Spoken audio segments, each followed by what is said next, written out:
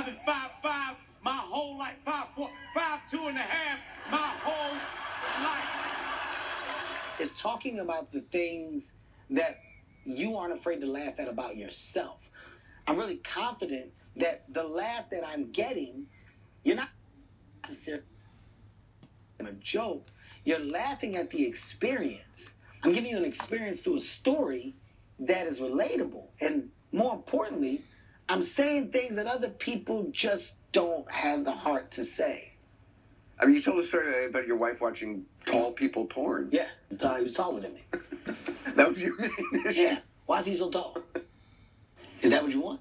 That was real. We had a real conversation off of that. Is that what you're looking for? If your search starts with tall, you can't fix that. Yeah, no, I can't fix that. We got a problem. One of the sites wasn't even porn. One of the sites was a bunch of tall men being active. They were changing light bulbs, putting on shelves, hanging paintings. What kind of shit is this? What the is this? She was like, what? You can't do none of that stuff. I like that stuff. Hart is the highest grossing comedian today. He sells out arenas around the world and the occasional football stadium. We sold him out tonight. So I need to hear that.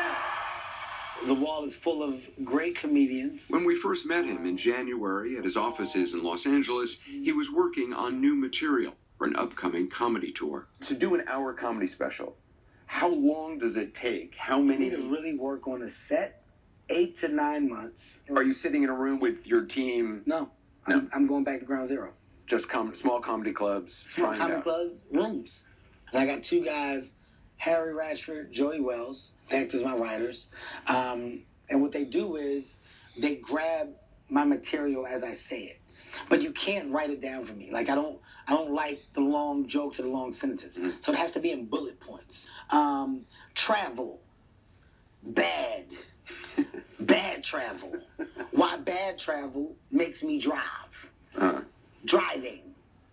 Good versus bad. Everything has a good and a bad. My rule is when I get on stage, I would much rather have the dismantled picture in my head of kind of what I think it is and it not be good and then figure it out in real time and walk off stage and go, it was something there. A few hours later, 3,000 people showed up in Pasadena to hear Hart figure out his new jokes on stage. Everyone had to hand over their phones.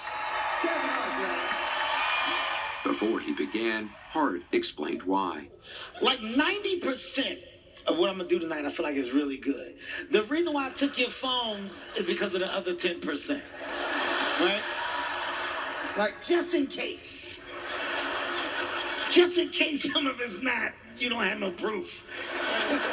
We agreed not to record any of his routine either. But backstage, we found his collaborators, Harry Ratchford and Joey Wells, taking a lot of notes. I appreciate y'all. Kevin Hart, I love you. Good night. How was this audience? This audience was great. Great. Like, you could feel the laughter never stop. That's the beauty of the theater. The theater lets you really feel the highs and lows of a set. There's so much that he wants to do. Joey Wells and Harry Ratchford, along with comedians Will Spank Horton and Naeem Lynn, are among Hart's closest friends.